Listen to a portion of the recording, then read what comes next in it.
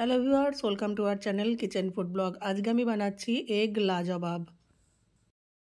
আমি একটা প্যান নিয়ে নিয়েছি, প্যানটা গ্যাসে গরম করে নিয়েছি। নিয়ে নিলাম সর্ষের তেল। এটা আপনারা রিফাইন্ড তেলেও করতে পারেন, কোনো অসুবিধা নেই। এবার তেলটা গরম হোক। তেল গরম হয়ে গেছে।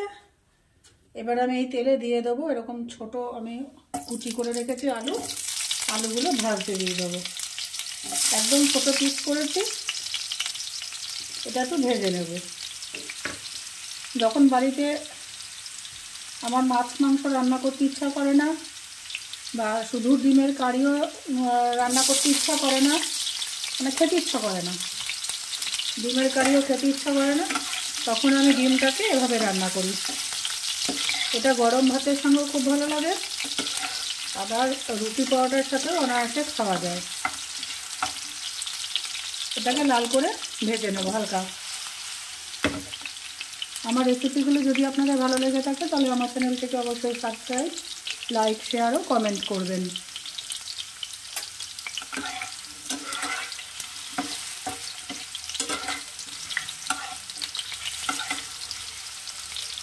এটাকে ভাজতে ভাজতে আমি এর মধ্যে দিয়ে দেবো অল্প 1 পিঞ্চ সাদা জিরে, যে নর্মাল জিরে সেই জিরে দিয়ে দেবো। একটা তেজপাতা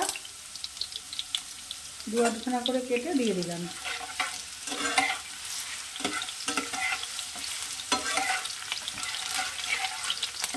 আপনারা আলুটা আগে ভেজে রেখে তারপরেও জিরে ফোড়ন, তেজপাতা ফোড়ন দিতে পারেন, কিন্তু আমি রান্নাগুলো দেখাচ্ছি খুব তাড়াতাড়ি মানে করার মতন করে, সেই জন্য।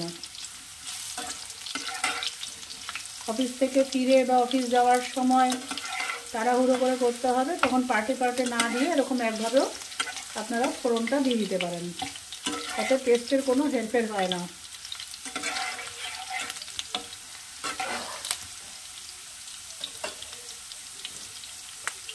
আচ্ছা, এই আলু ভাজা হতে হতে আমি এর মধ্যে দিয়ে দেবো এবারে পেঁয়াজ কুচি।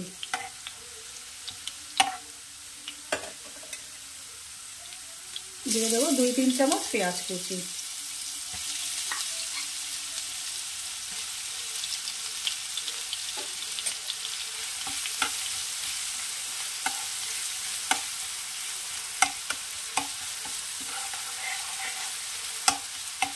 আপনারা আলুটা ভেজে রেখে তুলে নিয়ে তারপরে জিরা আর তেজপাতা ফোড়ন দিয়ে তবেও পেঁয়াজ ভাজতে দিতে পারেন, অপশনাল। আর তাড়াহুড়োর সময় এভাবে করে নিতে পারেন। আমি তো তাড়াহুড়োর সময় যখন কোনো কিছু করতে ইচ্ছা করে না, তখন আমি এভাবেই করে ফেলি।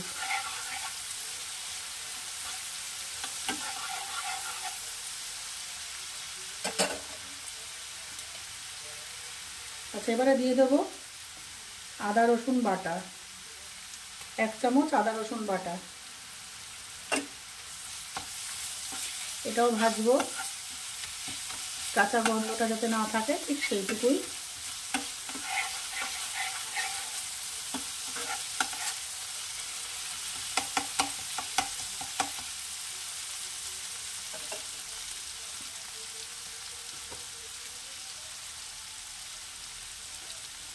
এবারে এর মধ্যে দিয়ে দেবো জিরে ধনে বাটা। আপনারা এখানে গুঁড়ো ব্যবহার করতে পারেন।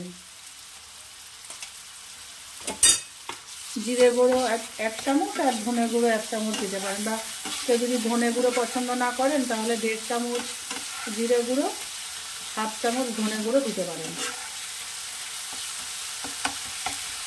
ভাজা ভাজা হতে থাক।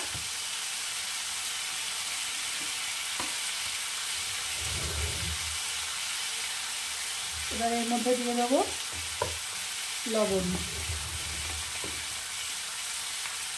পরিমাণ মতো, স্বাদ অনুযায়ী লবণ। লবণটা আমি প্রথমেই আগে দেবো না, পরে লাগলে দেবো। দিয়ে দিলাম 1/4 CSP লবণ, 1/4 CSP হলুদ।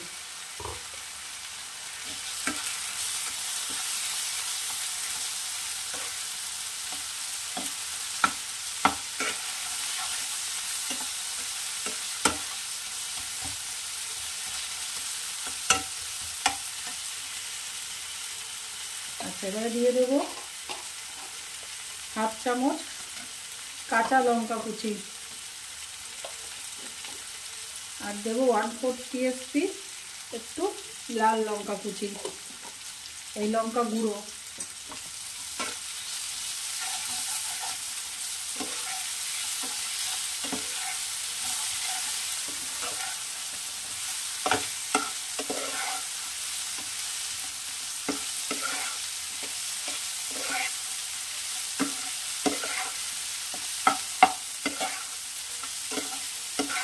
এটা হালকা আঁচে হতে থাকবে। এবারে এর মধ্যে দিয়ে দেবো টমেটো পেস্ট। টমেটো পেস্ট দিয়ে আমি আঁচটা কমিয়ে দেবো। এটা হতে থাক কিছুক্ষণ, তারপরে ফিরে আসছি। এখানে কিন্তু কোনো জল দিইনি এখনো পর্যন্ত, জল এখনো পর্যন্ত দেবো না।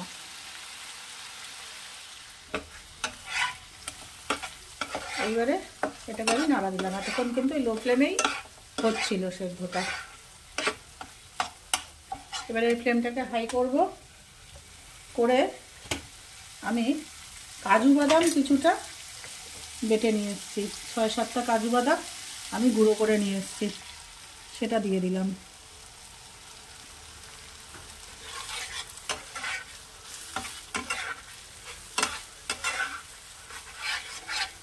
এটা হতে থাকবে। এবার এটার গায়ে, মিক্সির গায়ে যেটুকু লেগে আছে, এই মিক্সির গায়ে যেটুকু লেগে রয়েছে জারের গায়ে, সেটা আমি সেইটুকু ধুতে যেটুকু জল লাগে সেইটুকু জল দিয়ে দেবো। এইটুকুই জল দেবো, আর কিন্তু জল দেবো না, দিয়ে রান্নাটা করব।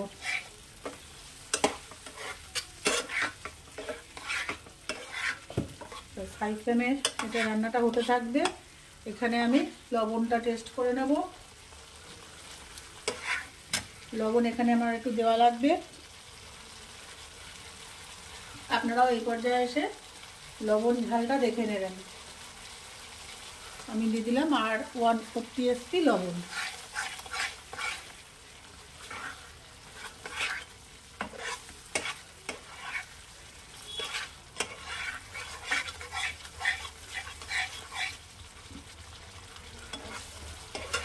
এটা কষাতে কষাতে এই যে সাইড দিয়ে তেল ছাড়া শুরু করেছে, আরও তেল ছাড়বে।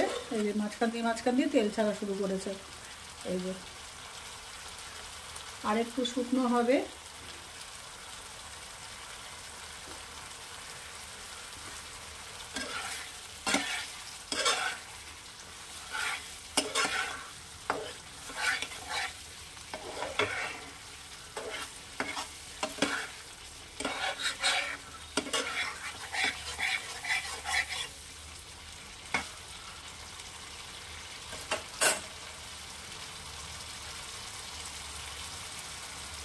অনেকটাই টেনে এসছে। এবারে কি করব, আমি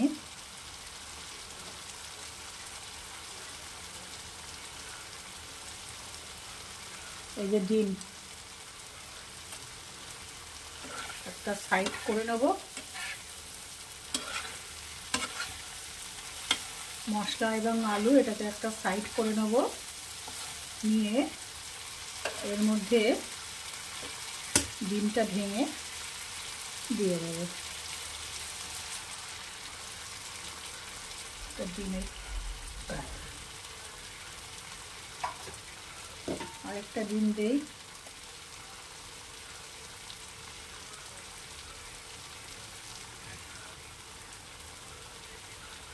এটা কিন্তু পুরোটাই লো ফ্লেমে হবে, হাই ফ্লেমে হবে না, নাহলে কিন্তু তলাটা, মশলার তলা ধরে যাবে। দিয়ে দিলাম আরেকটা ডিম। আর ডিমের একটা খোসা পড়ে গেল, এটাকে তুলতে হবে। এইগুলো আপনারা একটু ছোটোখাটো ব্যাপারগুলো একটু দেখে নেবেন। অনেক সময় ভাঙতে দিয়ে পড়ে যায়, এটা এমন কোনো বড় ব্যাপার নয়।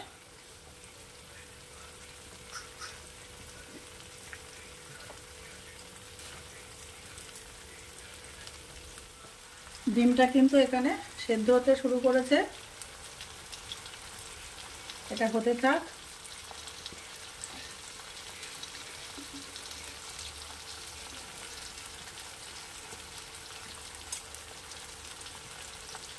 আচ্ছা, এবারে আমি কি করব, এই ডিমটা একসঙ্গে মিশিয়ে দেব।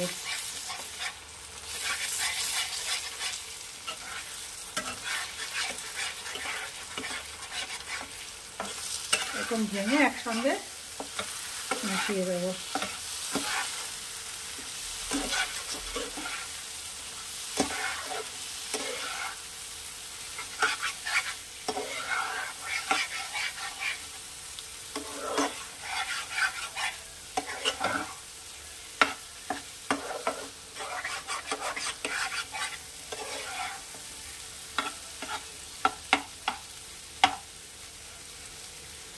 এবারে দিয়ে দেবো এর মধ্যে ফ্রেশ ক্রিম। দিয়ে দিলাম ফ্রেশ ক্রিম।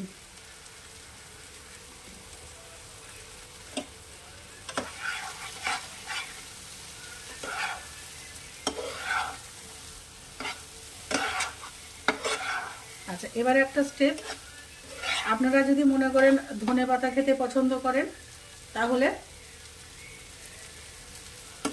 এর মধ্যে ধনেপাতা দেবেন। যদি কেউ মনে করেন যে আমি ধনেপাতা কেউ পছন্দ করেন না, তাহলে ঘি গরম মশলা দেবেন।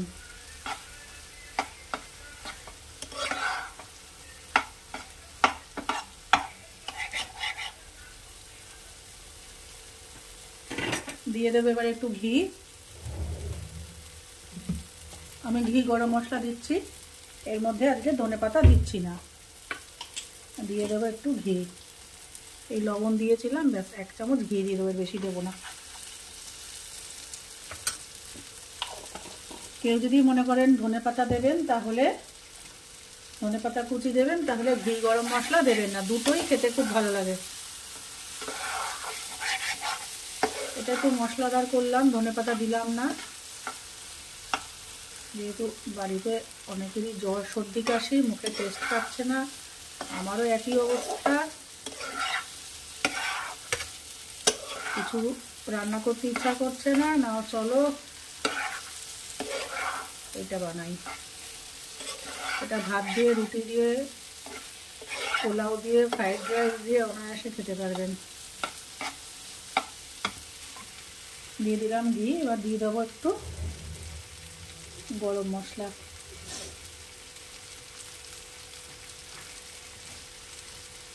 দিয়ে দিচ্ছি একটু কেনা গরম মশলা। গরম মশলা দিয়ে দিলাম অল্প করে, ব্যাস আমার তৈরি এগ ভুর্জি বা এগ লবাবদার, যা খুশি বলতে পারেন। একটা নিজের মন মতন নাম দিয়ে এটাকে বাড়ির লোককে সার্ভ করতে পারেন। একটা ছোটো মতো নাম দিয়ে বাড়ির বাচ্চাদের সার্ভ করে দেবেন, ব্যাস হয়ে যাবে, ওরা খেয়ে নেবে। এখন তো এটা ট্রেন্ডিংয়ে যাচ্ছে যে সাধারণ খাবার একটা খটোমটো নাম দিয়ে দিলেই হয়ে গেল, ওটা ভালো। রেস্টুরেন্টগুলো তো তাই তো করে। তো এটাও মনের থেকে একটা ভালো মতন নাম দিয়ে বাচ্চাদের সার্ভ করে দেবেন। আমি ফিরে আসছি এটাকে প্লেটিং করে।